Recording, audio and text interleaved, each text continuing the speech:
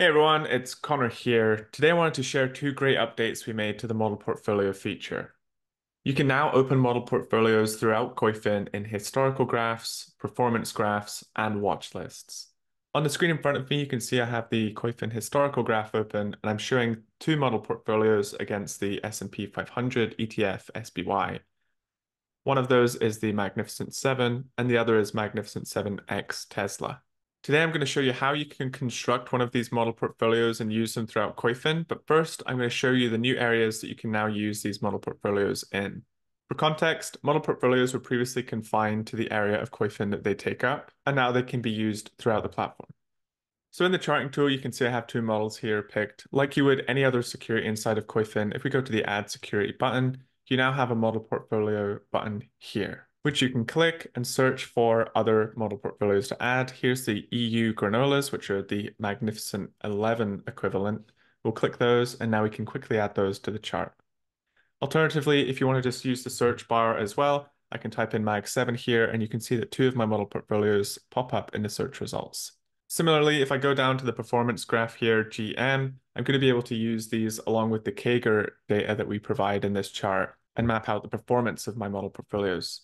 This is great if you're creating model portfolios to represent a benchmark or a custom index, and it's going to give you much more flexibility throughout the platform. The models are now also available in watch lists as well. So if I jump over to the watch list area of Koyfin, you can see that I've already set up a quick watch list here with a few different models in it. Similar to how you'd add any other ticker inside of a watch list, you can go to the add ticker function here. You can search for it in the search bar, or you can go back down to the model portfolios button here and we can add a model. So here's Mag 7X Tesla. We now have that in the watch list. For those of you who are unsure how to create a model portfolio, we're going to quickly walk through one and demonstrate how you can use it. So you can see here we have Mag 7X Tesla, we have Mag 7. Let's see what it would look like if we had a Mag 7X NVIDIA. So I'll head over to the model portfolios page here, and here we can see a table of all the existing models I've created. We'll go up here to create new, and we're going to be presented with this dialog box here. So up on the left-hand side, you can see we have various settings. Here's where we're going to add the tickers. The first thing we can do is create a name. So we're going to call this Mag7 X NVIDIA. We have allocation types here, so we can choose to populate the weightings by weight percentage, or we can use notional values. We can add an initial value for the portfolio. We'll leave that unchanged for now. Similarly, we're going to leave the currency picker unchanged, but you can change the currency of the portfolio using that function. And the benchmark, which is SPY, you can use ETFs, funds, or other model portfolios as your benchmark. Now down here at the bottom, we have advisor fees. So you can choose the collection period as well as the percentage of the annual fee amount. We're going to leave that unchanged for now. And here we have the dates. So there's a few things to note here. First common date is going to create a first common date for the model portfolio, which is based on the earliest IPO of these selection of securities that you have. So in plain English, if you're adding 50 stocks to this model, it's going to choose the earliest date at which this model could conceivably be created. Alternatively, you can choose a custom start date. And down here, you have rebalancing periods, which you can choose as well. We'll come into that in just a second. The first thing we have to do is add our tickers. So I'm going to go ahead here and add the Magnificent 7, but exclude NVIDIA. So there we go. I've added them in manually. You can alternatively upload a CSV, but because we only have 6 tickers here, I just thought I would do it by hand. Now we have to add the allocation. So I can come in here and I can do this manually. Alternatively, I can press this drop down arrow and equalize the weights. You're in control of specifying your allocation and when that changes. We have some other options here as well. So this new allocation button, we will be able to manually add a new allocation to rebalance. Alternatively, we can rely on the rebalancing period here, which will do it automatically for us. You'll see that the inception date of the portfolio relies on first common logic, so that's going to be May 18th, 2012. For the purpose of this benchmark or model portfolio, I'm going to use a custom start date and kick this off at the beginning of 2013.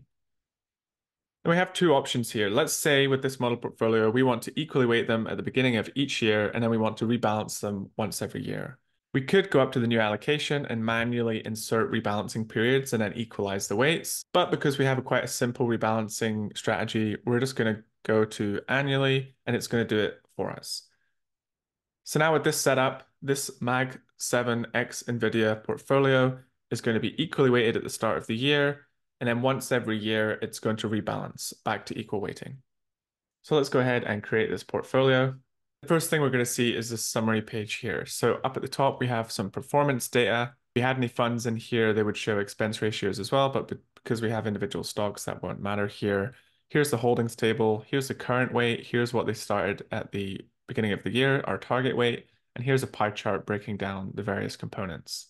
The exposure tab is going to break down the asset allocation by sector, industry, region, country, fixed income, credit quality, and maturity versus our benchmark. So because we only have 6 stocks in here and we're comparing it with the S&P 500, it's not going to be as interesting.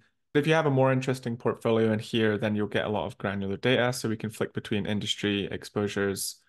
We can go over to regions and see what the difference is with our benchmark, country, all this kind of stuff.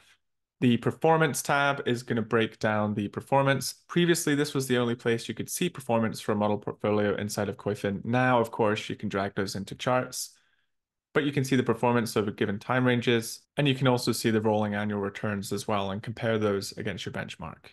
Historical returns is going to break that down by month and by year on a portfolio benchmark or net basis. So we can quickly grasp here that we can see the Mag 7X NVIDIA has trumped the S&P in most years. And the risk metrics section is going to allow you to break down annualized returns, a bunch of portfolio related risk metrics, and drawdown history as well. If you want to share these models with your teammates, friends, or colleagues, you can do so by clicking this share button here and adding their Koyfin email. So now that we've created our Mag 7X NVIDIA, let's just show you once more how we can populate this into a chart. So we have the Mag 7 chart here. I'm going to add a total return series there. I'm going to change this to 1 year, and then I'm going to go ahead and add my Mag 7X Tesla, as well as my Mag 7X NVIDIA. And for context, let's go ahead and put in the SPY and the QQQ. And after some quick aesthetic changes to the chart, we can now quickly break that down. So we have the Mag 7 X Tesla is the best performing over a year with the Mag 7 shortly behind. If we exclude NVIDIA, it will still be beating the QQQ and the SPY, but it would be significantly lower than the core Mag 7 index. If we look at that on a year-to-date basis, we can see that the Mag 7 excluding NVIDIA is actually underperforming the two large index in the US, while the Mag 7 excluding Tesla is doing just above 20%. So that just about does it for this video. We just wanted to quickly share those updates. I hope that was useful. As always, you can reach out to us by dropping a comment in the comment section below at Koyfin Charts over on Twitter, or help@koyfin.com is our help desk. Thank you.